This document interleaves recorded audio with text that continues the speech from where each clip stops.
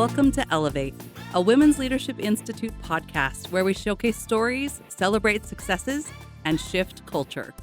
Welcome to another episode of Elevate, a Women's Leadership Institute podcast. Today we are here with the lovely ladies of Utah Women Run.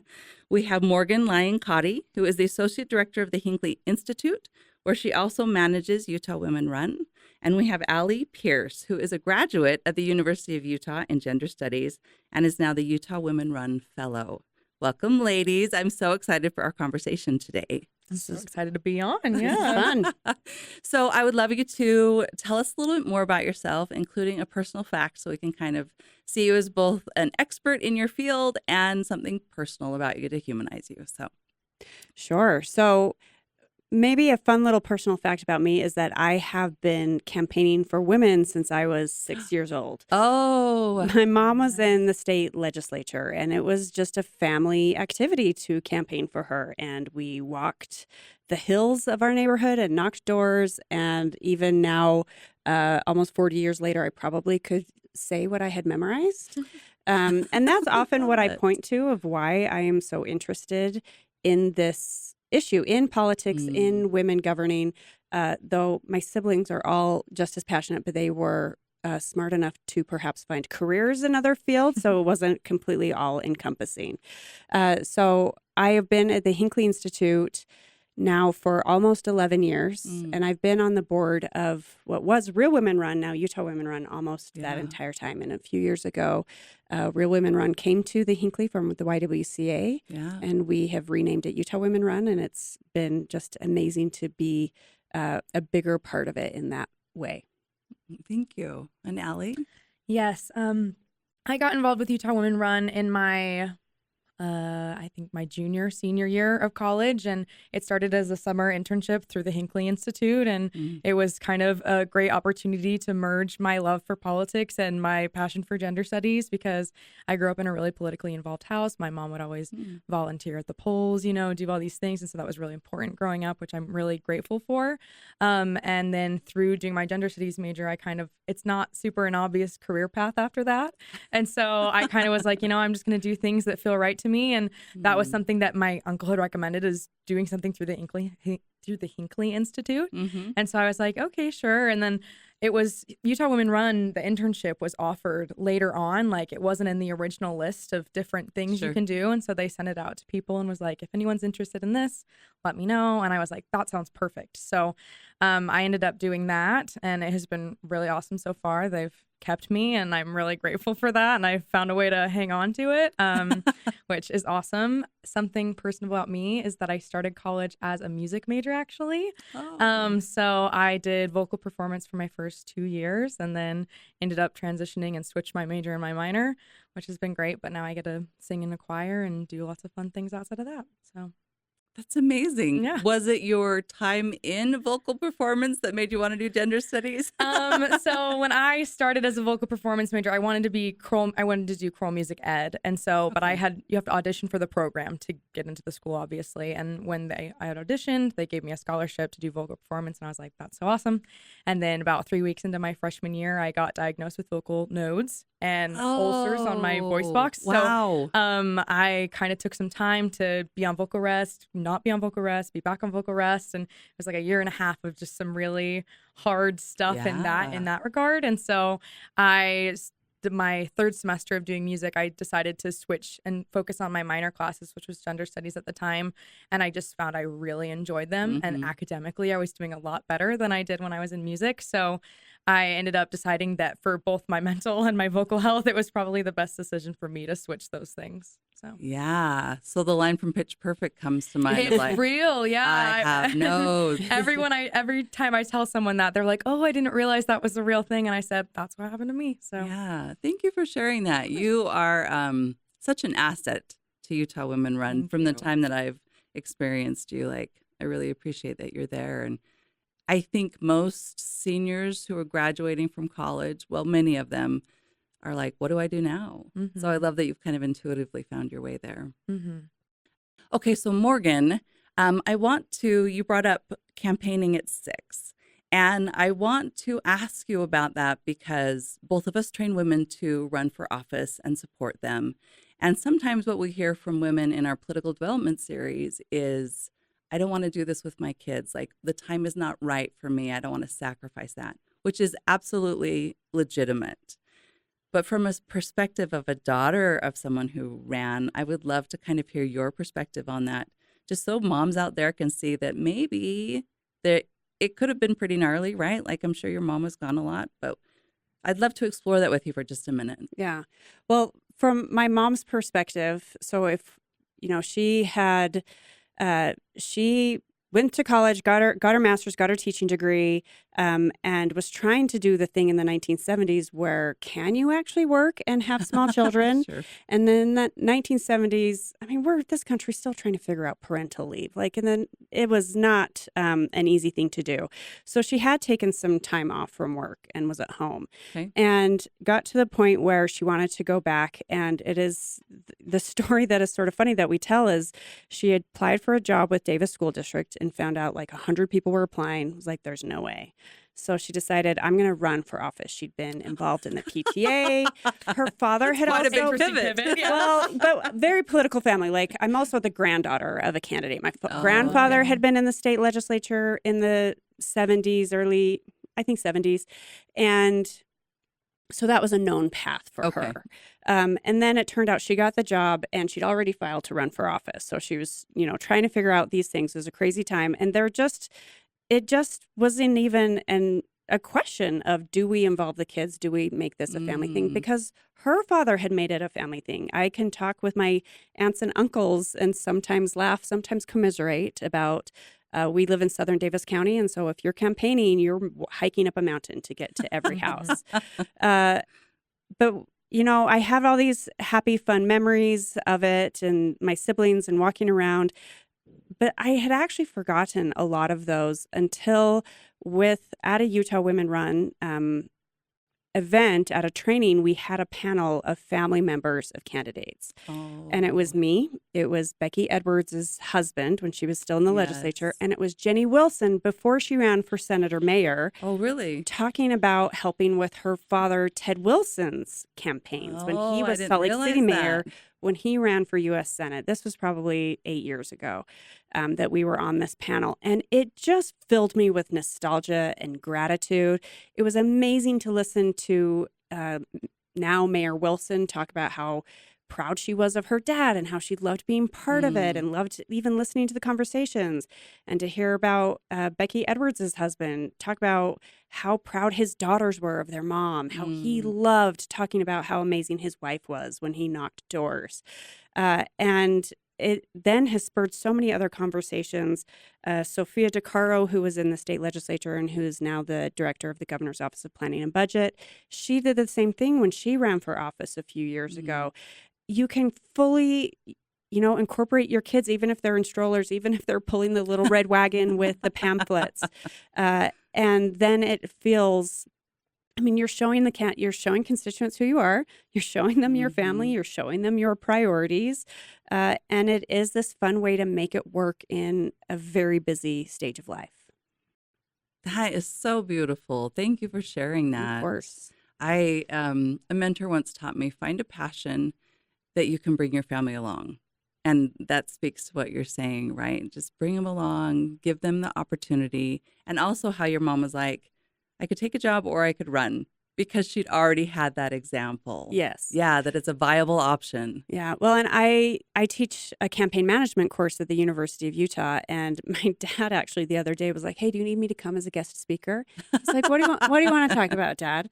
And he was like, maybe driving what we called the Lyon Mobile. We had this old 77 Chevy truck, and my dad rigged up wood paneling above the truck bed, and we just stapled vote Lyon signs for my mother all over it. And so that was just a driving advertisement around the district. He was ahead of his time, wasn't he? He was. Now we have the driving TV billboards. And that's what he had rigged up. And even we're now 30 years, 40 years past some of these campaigns. And it's fun that it just still is this cool thing that our family did together. Yeah, I love that. And it also makes it so that, I know some of the pieces of legislation my mother sponsored, and I get to feel like I'm a little bit a part of that too, because we were part of the process of getting her elected. That's so sweet. I love that. That's inspiring. I feel like I just want to bask in that I story for a know. minute. Yeah. And Allie, what brought you into politics? You said you grew up in a political family who was always involved. Share a little bit about that. So yes, I was really lucky to have parents that really prioritized talking about politics, talking about issues that they found important. You know, like I said, my mom would always volunteer at the polls for general elections. So this week, I'm going to the training to be a poll worker next week. Nice. Or in a couple weeks. So I'm really excited about that. And so we always prioritize those conversations. And it was kind of funny going to school and being with kids who didn't prioritize those conversations. And, you know, it was a unique skill that I gained through that experience of being able to talk about things that were maybe beyond my years, or be able to go to school. And, you know, I remember my first AP class in like 9th grade and doing human geography or whatever it was, and feeling like I can actually take part and offer something really important in a conversation like this. And that's because my parents were able to give me that and give me those discussion skills. And then since then, I graduated high school in 2020. So it was politically a very interesting time. And that really allowed me to get kind of involved in that sense. And, you know, I've always had a passion for social justice. And so looking around at things like that, things happening in 2020 and beyond, that allowed me to kind of see the political side of things. And then as I came and transferred to the U, you know, it opened up a lot of opportunities being in Salt Lake and having access to a lot of more of those opportunities. And then being part of the Hinckley Institute kind of just enhanced that passion. So, yeah. Yeah. I love what you said, because I think it's always funny to me that we don't talk about religion or politics, the two things that really can run so many things, but that you learned critical thinking and also to have an opinion and be able to state it, right, in a way that is not offensive in just a conversational way. Like, that is such a skill that your parents gave you that I think many parents kind of tend to shy away from. And I especially think as a woman and as a young woman, you know, it's kind of unique to find a young girl who, I mean, I think all young girls have those opinions, but maybe they're afraid to share them or have been conditioned to be a nice girl and not talk about those things. But I think I'm really grateful that wasn't emphasized in my home, and I really felt comfortable sharing my opinions and being in groups of diverse people, being in groups with boys and saying, this is what I believe, and being comfortable having those facilitated discussions with them and not worrying about coming off too headstrong. You know? Yeah, that you can be nice and hold your own and have an opinion. That's really important. Okay, so Morgan, you touched on this transition of Utah Women Run with Real Women Run. Can you kind of work through that with us? Share a little bit about where they've come from and where they're going to go in the next 3 to 5 years? Yeah. So Real Women Run, and in part I'm grateful we changed it to Utah Women Run because it's so much easier to say. But Real Women Run was founded about 13 years ago, really by a group of elected and former elected women who were looking around and saying, what's happening? Why are we not seeing other states around us, Nevada, Colorado, we're seeing the number of women being elected, climb. And Utah, we're either plateauing or we're even dipping in some of these roles. And so they formed this board, and it really is a working board that puts on trainings. And the focus really was getting women into elected office. Okay. And with, we were housed within the YWCA for many years, and with just some changes and the pandemic and their focus needing to be other places, realized we needed a new home, and the Hinckley Institute is what made the most sense. And we rebranded as Utah Women Run, thankfully, because it's one more syllable, but 10 times easier to say. I don't know why. The double R, it just gets us.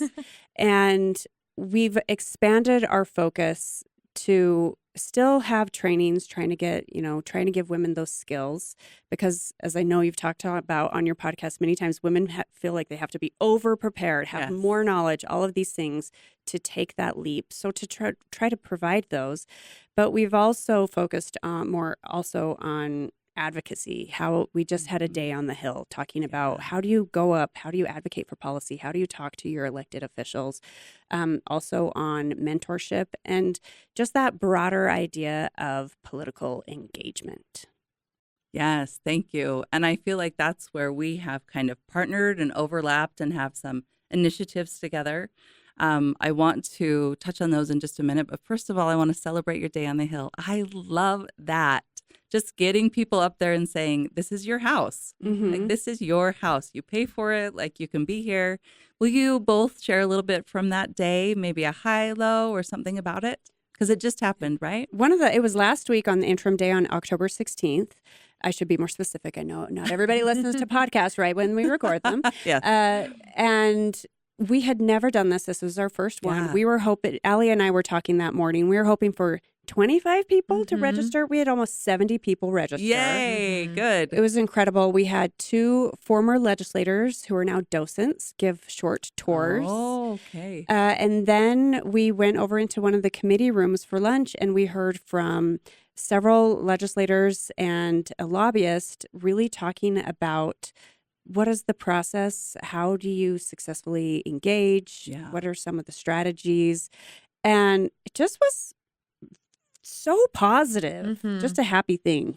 Yeah, I would say with most Utah Women Run events, it's just so inspiring to be in the room. And I also think it's a really unique opportunity to do a day on the Hill because, like you said, lots of people have either never been to the Capitol or they've been when they were like a kid going on an elementary school tour, and going as an adult is a completely different thing. And you realize, oh, I can like come and be in meetings and I can watch and I can participate in this process that is so integral to my community, you know?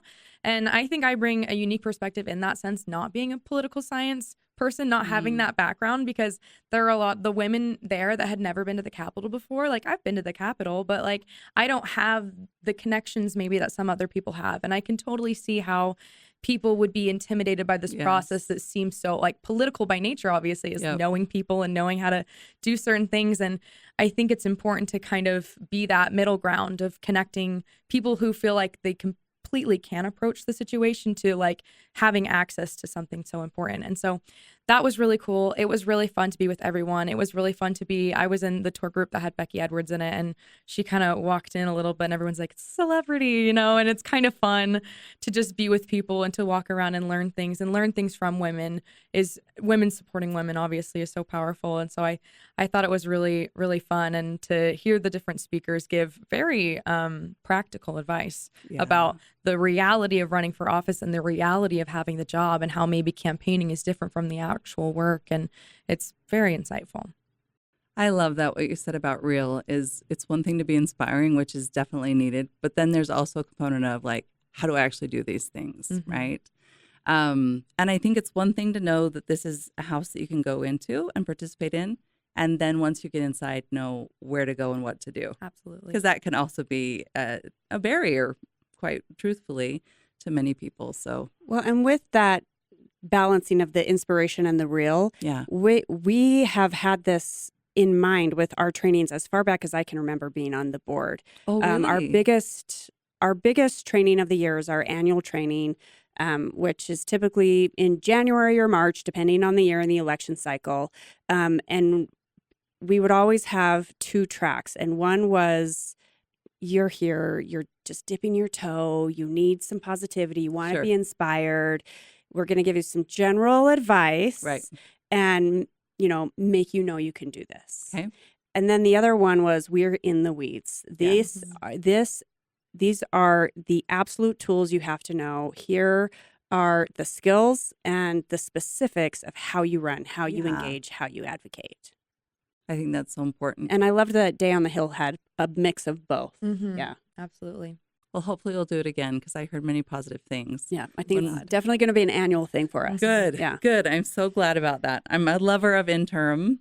I don't know why. I'm not a big policy nerd or anything like that, but I just love the fact that you can sit there and if I didn't find something interesting, I could leave and go to a different committee and there was always something I was like, wait, what? Why are you discussing this? I don't agree with that, or I really agree with that. Thank you so much for discussing this. So anyway, thank you for that.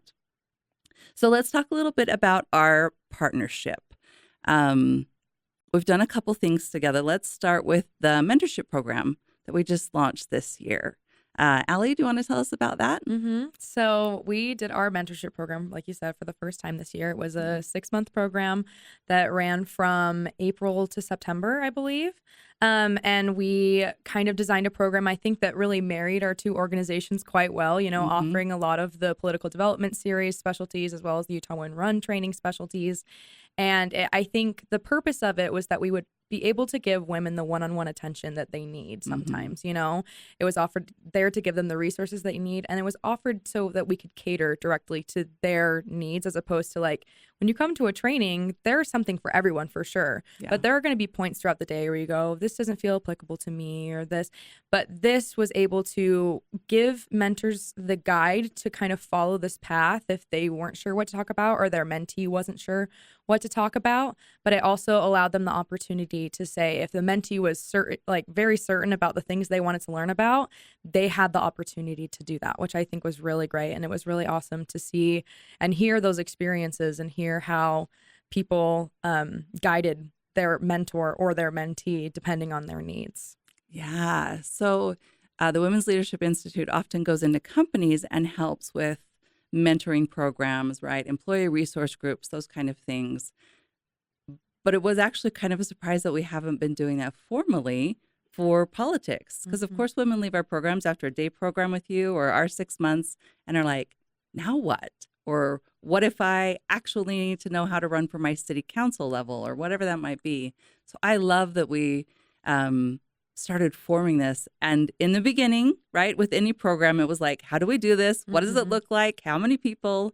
But I think I'm really proud of how that turned out. Morgan, do you want to share your perspective? Yeah, really, I love that we have built this pathway that working together, trying to talk about how do we complement the work of Utah Women Run and Women's Leadership Institute. That if women come to a Utah Women Run training, and we were seeing women come to like training after training after training, how do we give them more? So if they've come to a training and are ready for a next step, let's encourage them to do the political development series with WLI. Give them this more, this more drawn out over time. I think the content complements each other so much and in a lot of ways overlaps, but political development series, I think, gives you more time to synthesize, think through, strategize what your next steps are. And then, okay, what's your next step? Because you're still always going to have questions. Your next step is that mentorship. And I think if you talk to a lot of people, when they think about their mentors, it's always something that happens organically. I shouldn't say always. It's typically something that happens organically. It's someone you meet. It's someone in your office. It's a relationship you build. But if you don't have that, it's so difficult to establish a mentorship relationship. So that's something that we wanted to provide. And thanks to the incredible women who have run for office, who are already in advocacy, who stepped up and said, I'm happy to be a mentor. We had an incredible bench of mentors and a group of nearly 30 women who had done these trainings and were ready for that next step. Yes. I was inspired by that, women who run for office and are so busy, but who were willing to take that one-on-one time to say, absolutely, I want to help. And one of the things that I think was interesting is the networks, because really that's also what you need when you're running for office, the networks that opened up from the mentor to the mentee, or, one of the mentors took her mentee and shadowed a day in her life and what this looks like. And I think that is so valuable because learning it and doing it are two different things. Yeah. And there were two things that really struck me. One was the very, very busy women, as you said. Yeah. We have women who have stepped down from our board who've said, I can't do that right now. I'm too busy. But when we said the word mentor to them and they personalized helping an individual, they all said yes. Which is so cool. And the other thing that I think we all saw at our last event where we had everybody in the room, we were having our breakfast and talking about what worked, what they still wanted, what they still needed, was to see the networking and the relationship building that was happening with the mentees, which we really want to, when we were talking about next year, realizing, all right, let's build in some more pathways for the mentees to connect because mentors are incredible. I think what we discounted was mentees are all in that same boat. They're all starting out together, and that emotional tie of what they're feeling was so profound, and it was just cool to see them get excited to meet each other and learn from each other. Absolutely. So if people want to sign up for that, I think that you are enrolling right now for if they want to do the mentorship. And April is when it'll kick off again. Okay, very good. You can find that link on our website if you want to. And what is your website? It's utahwomenrun.org. Yes. I know. It's always, I'm like wait. I don't remember. I don't know. I just edited and built all the web pages. I just do it. I don't know. And then the other big event that we have is the urgency of women's leadership, particularly in southern Utah, where we have seen women run. And we saw some things that might need to help support the women. And while it's political focused, it's also very much on leadership, right? It's in the fall in southern Utah, and we talk very much about whether you want to lead in your home or your community or professionally. It's building those leadership skills. Morgan, do you want to say anything about that event? Yeah, I actually have learned so much from that event, and I think some of the lessons actually spilled over into how Utah Women Run strategically thought about our future. Because I think Real Women Run's focus so much was just run for office. Yeah. That is how you make a difference. And it was our first Southern Utah events where the women were pushing back on that and saying, I don't want to run, but I think I'm having an impact in other ways. Yes. And that is valid too. And that is so absolutely valid. And it made us retool what we do in Southern Utah. And now we have this partnership in this beautiful event that sells out every year and people are thrilled to be there. And it really does represent the broad scope of women's leadership, not just in Southern Utah, but in our country, in society. It touches on so many beautiful things. And so I'm always inspired by that event, and I'm so grateful for it that it opened our eyes to what are other ways that we can be helping women lead. Yes, and that there's sometimes some women turn around from a one-day training or a PDS and are like, I'm absolutely ready to run, and they're ready to go. We found that many women might take a little bit longer path and need that mentoring, need that developing their leadership skills. This year we're going to talk. Year in 2024 specific, we're going to talk about the dignity index, right? And back to your conversation of how to have your opinion, how to do it with dignity and respect, right? And how to listen to other people. One of the very first years that we did it a couple of years ago when we started getting involved, even though female presidents, right? Mindy Benson, Stacey McKiff, getting them all in a room. One of the comments that I heard, because I love to listen to the chatter in the back, was someone said, I had no idea there were this many female leaders in Southern Utah. And so just the awareness part is huge when you're working to build that. If you can see it, you can be it. And I've loved watching that grow. And I love that it sells out. Yeah. It's very cool. Well, and I'm so happy you're using the Dignity Index, and Tammy Pfeiffer, who I know who's speaking, who's been such a leader on that. The Dignity Index, the University of Utah and the Hinckley Institute were so thrilled to be part of that, really the start of that. And it was student interns and fellows that were helping look at political speech and identify what was contemptuous, what was dignified, and who were still part of trying to spread that word. And Tammy Pfeiffer is also one of those people that was so busy. But the second we asked her to be a mentor, she said, and it was really late in the game, she said, yeah, I've got an event. Can my mentee come tomorrow? Yes, I love that. So just leading out and talking about, there's so many people so frustrated with the polarization, with the very undignified speech that we have happening I was about to say in the lead up to the election, but it's just sort of in general now. Yeah. All the time. Yeah. So I'm so glad that they'll be there and just addressing that head on and talking about how women are leading with the Dignity Index and how we can be leaders and hopefully bringing back a little more civility and policy and practicalism to politics and the way we talk. Yeah. Well, the interesting thing as we were talking about it is everyone has a different tolerance for what conflict is, for what contention is. Yeah. Some people, it's if I bring up an opinion at all, then I'm being contentious. So we love the idea of giving them an actual framework to go from, you know, those actual practical tools of like, okay, you want to try this. How do you actually do it? Kind of like your day on the Hill, right? All these things that combine both the inspiration and the practicality. Yeah, I think that's important. Yeah. Okay. I want to pivot and talk about, so a couple weeks ago at the beginning of October, we had our annual Elevate Her luncheon, and we have the A. Scott Anderson Ally Award, based off Scott Anderson, who with Pat Jones founded the Women's Leadership Institute, for men who have been so gracious and supportive, and also women in these companies and moving our work forward. And I know that you also have an award you've started, the Martha Hughes Cannon Award. So I want to start, I don't know if everyone knows about Martha Hughes Cannon. So I just want to read a little bit here for those who don't know, and shout out to Better Days, because that's, you know, they did a great work gathering her information. So Martha Mattie Hughes Cannon, 1857 to 1932, blazed trails for women as a skilled physician, an ardent suffragist, progressive public health reformer, and most notably, the first female state senator in Utah.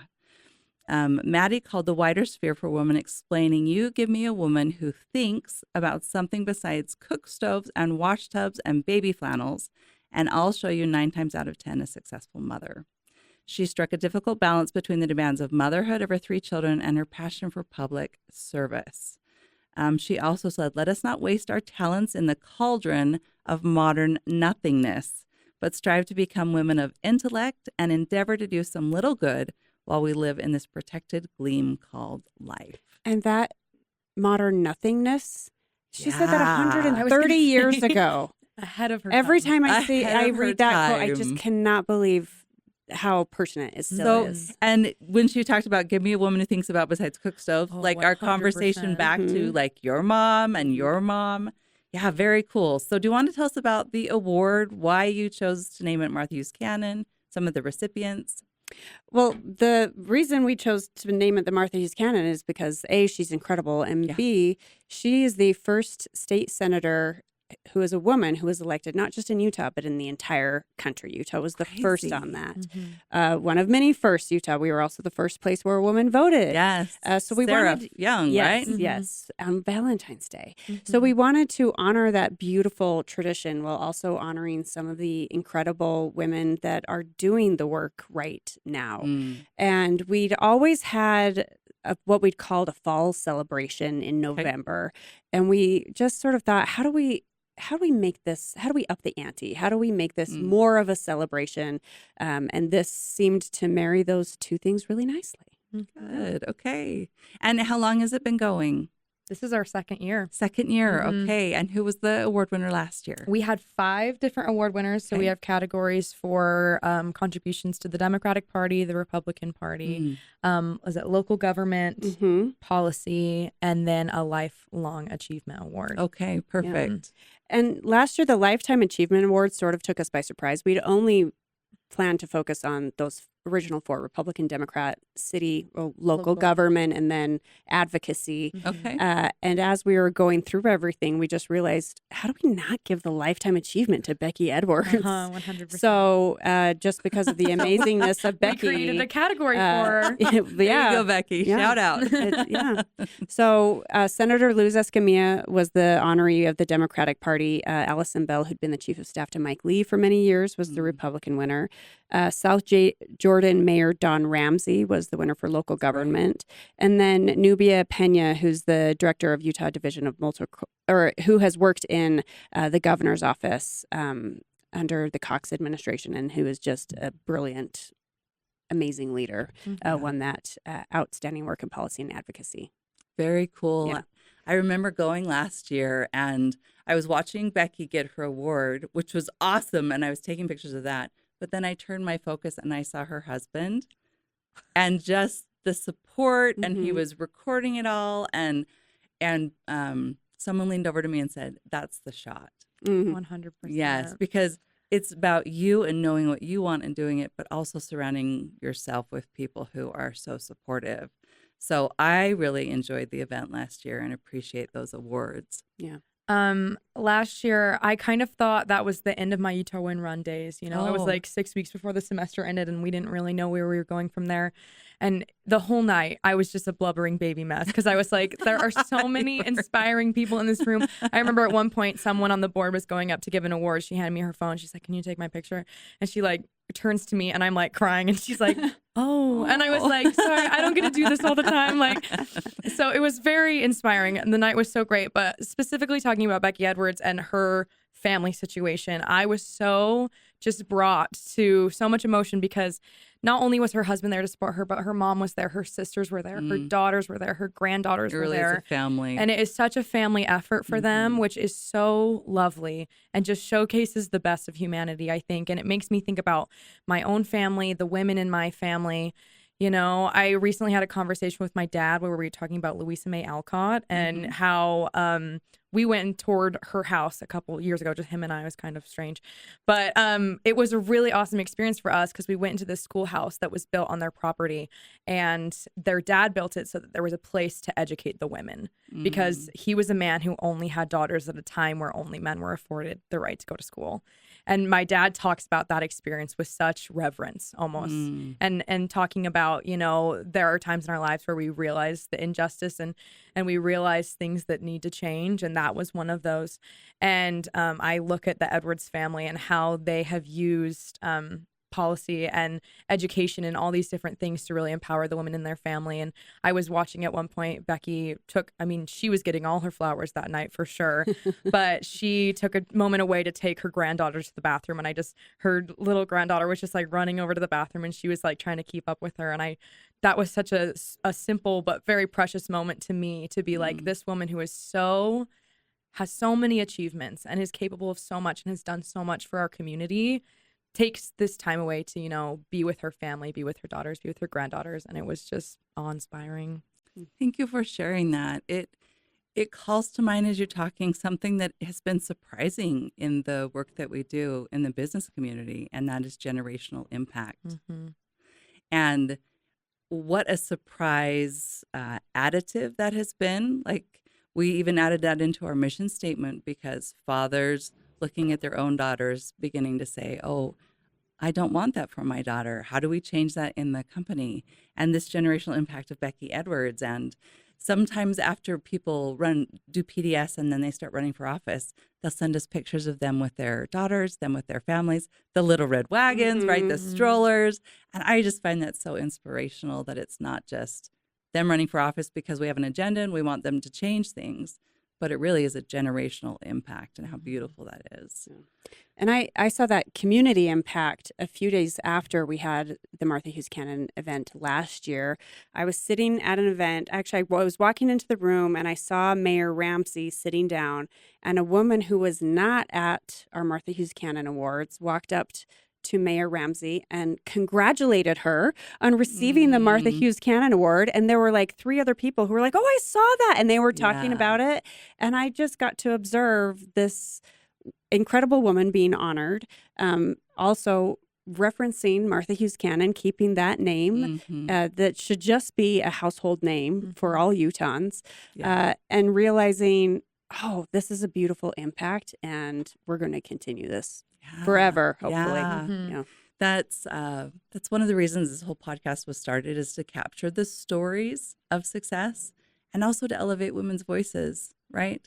To recognize the work that they are doing, because so many times those allies are behind the scenes doing things. So I love that they're like, hey, Dawn, you got an award. Congratulations. And if people want to attend this year's Martha Hughes Cannon Awards, it's on November 19th, and you can register at utahwomenrun.org. We'll put that in the show notes. Okay, so ladies, as we close up, I want to ask you this question, and then if there's anything else you want to discuss before we close. So we've talked about the Martha Hughes Cannon Awards and a little bit about her being the first female state senator in the nation. And we've got Sarah, who was the first person to vote. We started out really powerful with women. why has it changed? Like, where was there a misstep, and how do we regain those efforts? This is such a humongous gonna question. say. It's humongous. Well, I've really tried to understand why Utah doesn't have more women in these leadership positions. In the early 90s, that's when we had the original Year of the Woman. I know modern day, we talk about 2018 when the number of women in elected office just went so far up. But we also had that in, I'm blanking if it was 92 or 94. But that Utah was part of that. We saw an increase, and it was steadily climbing. We were almost getting to the national average. And then we plateaued, and we even dipped a little bit. And I don't totally understand it. I think it's so complicated. One of the things is that the states that have more parity with women in office are typically Democratic states. And I think that's something the Republican Party has realized. The reason that they did so well in 2022 was they were running more veterans and people of color and women, and those people are winning. They were good candidates who were winning elections. And I often say Utah won't have more women in elected office until we have more Republican women and we have more Republican men supporting them. And I think Celeste Malloy is an example of that with Chris Stewart when he stepped down, how he endorsed her.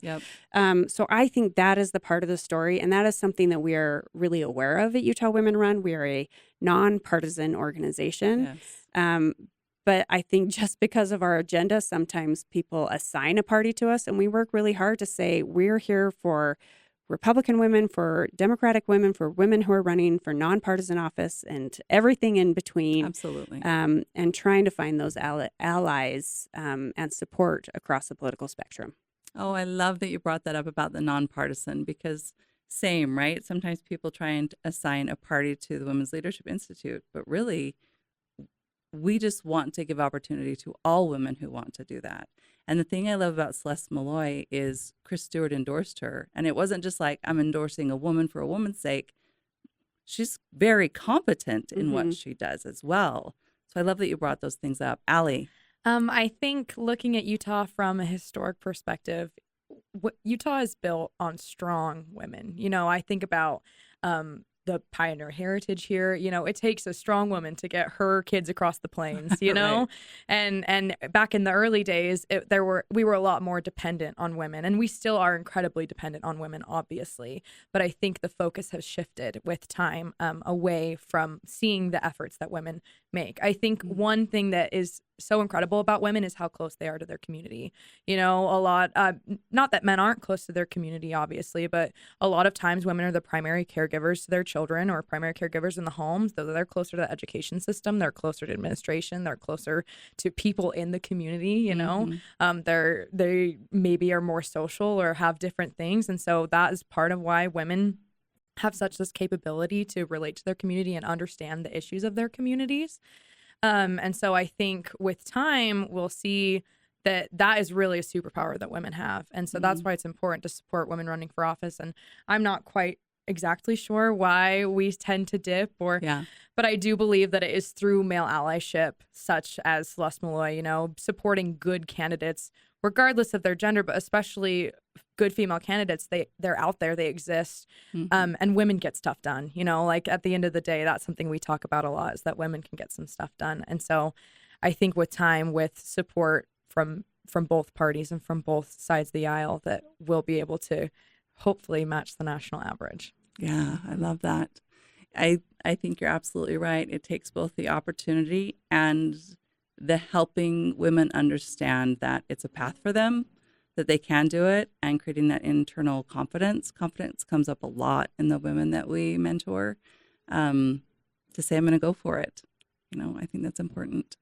All right. Any last things that you want to share about Utah Women Run, about politics, about our partnership, anything that you want to share before we close out?